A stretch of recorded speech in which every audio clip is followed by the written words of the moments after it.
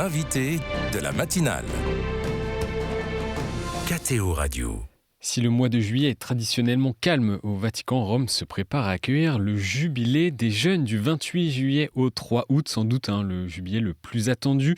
Et avec le plus grand nombre de pèlerins, on se projette sur l'événement avec le délégué à la pastorale des jeunes et jeunes pros à la conférence des évêques de France, le père Julien Dupont. Bonjour. Bonjour et bonjour à tous les auditeurs. Merci d'être avec nous. Alors, on attend 1 million de jeunes pèlerins durant le jubilé. Pour combien de jeunes Français ? Au moins 15 000 qui sont déjà inscrits et peut-être plus parce que on sait les jeunes se mobilisent en dernière minute et il ne serait pas impossible que l'un ou l'autre vienne par ses propres moyens et trouve une solution pour participer notamment au week-end final. Et ce sera donc le premier grand temps fort entre Léon XIV et les jeunes. Et oui, première rencontre pour lui, il s'y prépare probablement, il est actuellement en congé, et donc on peut imaginer qu'il affine son discours, d'autant plus que les jeunes étaient habitués avec François à quelques baselines, quelques bons punchlines, comme on aime à les dire, et on peut imaginer que là, en effet, pour Léon, il se prépare à ce rendez-vous avec la jeunesse du monde entier. Donc la messe d'ouverture du jubilé est prévue place Saint-Pierre à 18h le 29. Finalement à 19h. Finalement à 19h, le programme évolue. On imagine que c'est un moment très attendu, très particulier pour ces jeunes. Oui, parce que c'est la première expérience de l'universalité de l'Église. Et puis, ce sera vraiment avec les jeunes qui sont là sur l'ensemble de la semaine. Donc il faut comprendre qu'en effet, cette rencontre est fondamentale puisque c'est le diocèse de Rome qui accueille. C'est une occasion de comprendre aussi que ce n'est pas que le Saint-Siège qui accueille, mais le diocèse lui-même, par la voix de son cardinal vicaire. Dans un message vidéo adressé aux jeunes mi-juin, Léon XIV les invitait à trouver les moyens de faire quelque chose pour servir les autres. En quoi le thème pèlerin d'espérance est particulièrement porteur pour cette génération ? Alors, en fait, il faut bien comprendre que la démarche jubilaire en son sein est une démarche dans laquelle justement tout l'enjeu n'est pas que de passer la porte sainte, mais de vivre une vie plus belle, une vie meilleure, dans laquelle l'attention aux autres fait partie. L'indulgence plénière dont on parle facilement quand on passe la porte sainte est faite justement, par exemple, avec un point de vigilance avec les autres. Pour éduquer d'ailleurs, pour être pédagogue, la conférence des évêques de France, pour tous les pèlerins français, a proposé une créanciale, comme pour les pèlerins de Saint-Jacques-de-Compostelle, avec des pins. Et justement, sur ces pins, il y a le premier, le passage de la porte sainte, le pins qui est offert, et puis les autres pins. Et ces pins, justement, c'est aller à la rencontre des autres nations, vivre un geste de solidarité, prier pour les vocations, autant d'occasions de s'intéresser aux autres. Et d'une certaine manière, s'intéresser aux autres, c'est se décentrer de soi-même, et c'est peut-être là l'une des clés de l'espérance pour aujourd'hui. Se décentrer de nos misères, de nos inquiétudes, de nos propres peurs, et s'ouvrir finalement à la richesse de l'autre, s'émerveiller en allant à la rencontre d'un autre. Et toujours sur l'espérance, un mot, comment cette jeunesse reçoit et comprend le sens de la phrase « l'espérance ne déçoit pas » vu l'état de notre monde actuel. Quand on est jeune, il y a de quoi douter. L'espérance des chrétiens est l'espérance d'un monde nouveau, un monde de paix et un monde d'amour. Et justement, dans un contexte international fragile, dans un monde marqué probablement par beaucoup de lieux où l'amour ne règne pas vraiment, dire que ce monde est possible pour les chrétiens est source d'espérance pour eux. Et on peut croire justement et espérer, nous aussi, que cette génération qui va venir au jubilé trouve les ressources, trouve les moyens pour bâtir un monde plus juste, un monde plus solidaire, un monde où l'amour l'emporte sur la haine. Et c'est là le cœur du message qui est adressé au jubilé des jeunes. Je le formule autrement. Il ne s'agit pas simplement de venir avec son sac à dos et se dire « c'est bon, je suis prêt, je pars ». Il s'agit de préparer son cœur et en préparant son cœur, de faire advenir cette vie d'un monde meilleur. C'est la génération jubilée. On va en venir au programme. Cela fait 1 an, Père Julien Dupont, que vous préparez ce jubilé. Vous vous rendez régulièrement à Rome. Pour cela, tout est prêt pour accueillir ces jeunes et les accompagnateurs ? Alors presque tout est prêt parce que dans ce type de rassemblement, il y a toujours des choses à préparer encore. Et puis, nous ne sommes pas les seuls acteurs pour l'ensemble de ce pèlerinage. Le dicaster pour l'évangélisation qui le prépare est aussi un acteur majeur. Et puis, il y a les paroisses qui vont nous accueillir, etc. Donc chacun si j'ose dire, à sa partition à jouer pour que l'harmonie soit plus belle, bien sûr. C'est des paroisses à Rome qui accueillent... Et dans les 16 diocèses qui entourent le diocèse de Rome, donc très largement. Mais en effet, après, les choses sont prêtes du côté de la conférence épiscopale, où nous avons organisé un certain nombre de temps dédiés pour les jeunes Français. Alors peut-être le plus symbolique de tous, c'est le passage de la Porte Sainte au Latran le mercredi 31 juillet. Et donc là, tous les Français vont passer la Porte Sainte 3000 par heure. C'est vous dire la démarche dans laquelle nous sommes entrés, avec tout un accompagnement spirituel qui est présent sur le guide que les pèlerins auront, qui est présent aussi, bien sûr, sur les totems dans la basilique pour accompagner vraiment à une intériorité. Deuxième temps fort, plutôt pour les réseaux étudiants et jeunes professionnels, donc Ecclesia Roma et Santos, tel que cela s'appelle, le jeudi. Et le jeudi, donc 31, c'est vraiment une journée complète pour réfléchir, prier, vivre ensemble un temps fort. Un temps vraiment destiné pour les Français. Pour les Français. Et donc, sur le thème du rêve. Voilà, apprendre à rêver. Et d'une certaine manière, c'est l'occasion justement pour ces jeunes de se voir entre eux, aussi pèlerins de langue francophone, c'est important quand on est dans un contexte international, mais c'est aussi une occasion pour nos réseaux, et je pense spécialement au réseau de aumôneries étudiantes, d'avoir une proposition qui leur est dédiée. La France a la chance d'avoir d'autres choses dans son programme. Je peux citer au moins 3 autres temps forts. Un temps fort pour celles et ceux qui se posent la vocation d'être religieux, religieuses, prêtres, etc. Donc avec le cardinal Boustillot, le vendredi à Saint-Louis des Français, c'est plutôt sur invitation, voilà. Une belle conférence avec aussi un autre cardinal, mais là il s'agit du cardinal Parolin, donc le secrétaire d'État du Saint-Siège, qui viendra parler plutôt aux jeunes professionnels, aux 25-35 ans, le mercredi soir. Et là il vient leur parler justement dans le monde dans lequel nous sommes, quelle est la place de l'Église, hein.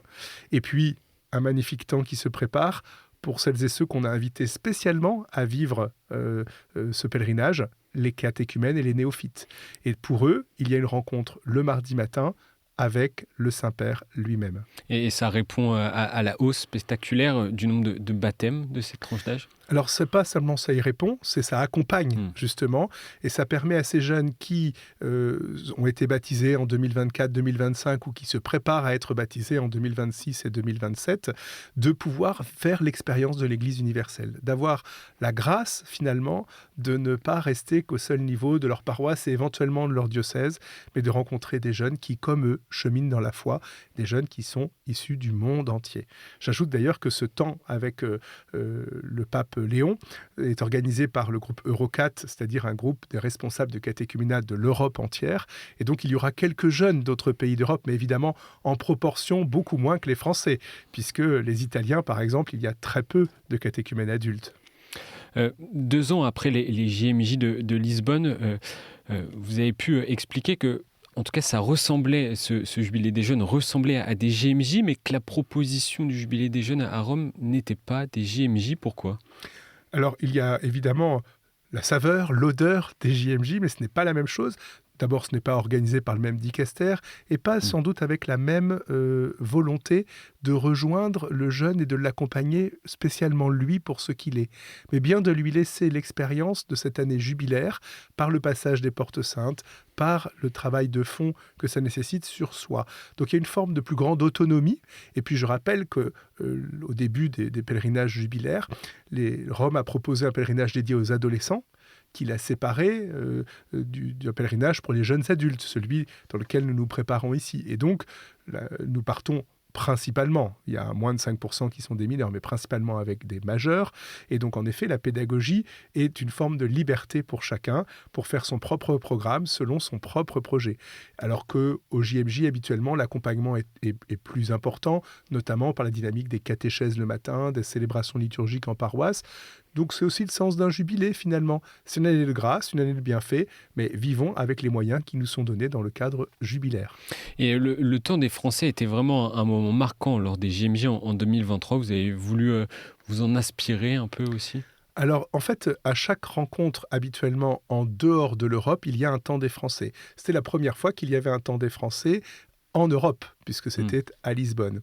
Et là, on le reproduit autrement dans notre propre programme. On parle justement du passage de la Porte Sainte comme un temps des Français. Mais évidemment, non pas le temps des Français rassemblés tous ensemble au même endroit pour un même moment, mais un temps des Français où, sur toute la journée, nous pèlerinons, signe justement de cette démarche jubilaire. Nous sommes tous en pèlerinage. Et on peut rappeler également dans ce programme que la canonisation de Pier Giorgio Frassati, qui devait avoir lieu durant le jubilé, a été reportée au 7 septembre prochain, en même temps que celle de Carlo Acutis. En effet, et c'est ce qui explique pour nous qu'il y aura sans doute moins de pèlerins que ceux que nous avions attendus, puisqu'un certain nombre avaient prévu de se rendre justement pour cette canonisation sans s'organiser en amont. On l'a dit, ce jubilé, c'est peut-être le jubilé le plus attendu de l'année. Pourquoi y a-t-il un tel engouement autour du jubilé des jeunes ? Alors justement, par rapport au lien avec les JMJ, c'est-à-dire qu'il y a une habitude que les jeunes puissent se rassembler, puissent vivre ensemble des temps forts. Et donc indéniablement, on vient se puiser dans le réseau de la pastorale des jeunes du monde entier. Et dans ce réseau, on voit bien, on constate, on saisit l'importance de temps forts. Voilà. Et donc, dans le cadre du jubilé, c'est un temps fort qui est adressé aux jeunes. Mais attention, parce qu'il y a aussi des jeunes qui peuvent être des jeunes artistes et qui ont pu participer au jubilé des artistes. Puis il peut aussi y avoir des jeunes qui sont dans les bandas et qui ont pu aller dans le jubilé des bandas. Tout ça pour dire, attention, parce qu'en effet, là, nous allons toucher à une catégorie de jeunes qui a choisi de venir à ce jubilé-là, dans cette époque de l'année où un certain nombre sont quand même assez libres à cause des vacances, mais qui leur permet aussi de découvrir, je le disais tout à l'heure, le diocèse de Rome et plus largement la manière dont l'Église en Italie annonce la foi. Et donc ça va être l'occasion de rencontrer des jeunes du monde entier, mais aussi de vivre dans le contexte de l'Italie. Pour un certain nombre de jeunes, c'est important de vivre l'expérience d'aller à Rome sur les pas des apôtres Pierre et Paul, et quelques-uns ne l'ont jamais fait. Donc c'est une grâce aussi qui leur est donnée pour cette année jubilaire. Une belle occasion, effectivement. C'est les derniers instants avant le départ à Rome dans quelques semaines. C'est encore possible de s'inscrire ? Toujours, jusqu'au 21 juillet. Tout est écrit sur le site qui est dédié pour le jubilé des jeunes. Et vous cherchez des bénévoles et également, en tout cas des volontaires pour accompagner ? Aujourd'hui, les choses ont plutôt été bien anticipées, donc moins, mais on accueille toujours les personnes qui veulent frapper à notre porte et tout le monde est le bienvenu. Attention, si on vient aujourd'hui, il n'y a plus d'hébergement possible, il faut trouver son propre moyen pour l'hébergement et évidemment son propre transport. Et une dernière question, ça fait presque 1 an que vous avez pris la fonction de délégué à la pastorale des jeunes et des jeunes pros à la conférence des évêques de France, Père Julien Dupont.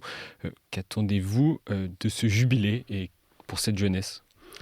J'attends d'abord pour ce jubilé qu'il soit un temps fort pour eux, bien sûr, un temps fort pour leur vie, pour leur foi.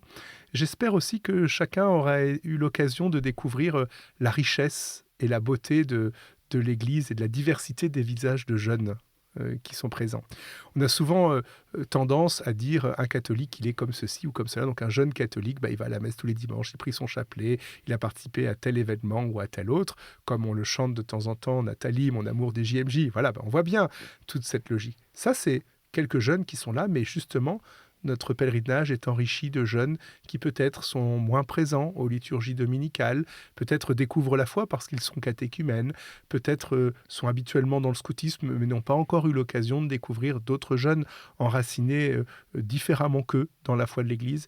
Et j'attends de ce temps fort qu'il soit un temps où justement ils se rencontrent les uns les autres. Et comme c'est le travail du pape, gageons que le travail pour les jeunes soit le travail de faire des ponts les uns avec les autres, comme le pape lui-même, finalement, nous y invite. Rencontrer la diversité, en tout cas, qui habite l'Église. Merci, Père Julien Dupont, d'être passé dans nos studios. Le jubilé des jeunes, c'est donc du 28 juillet au 3 août. Ce sera à suivre sur KTO TV, bien sûr, et KTO Radio, avec la retransmission en direct des grandes célébrations du pape Léon XIV. Un journal quotidien depuis Rome, chaque soir, avec des reportages dans les rues de la capitale italienne et des interviews. Mais bien, un bel été et puis bon jubilé à venir, alors. Merci, bel été à vous aussi et à chacun de celles et ceux qui nous écoutent.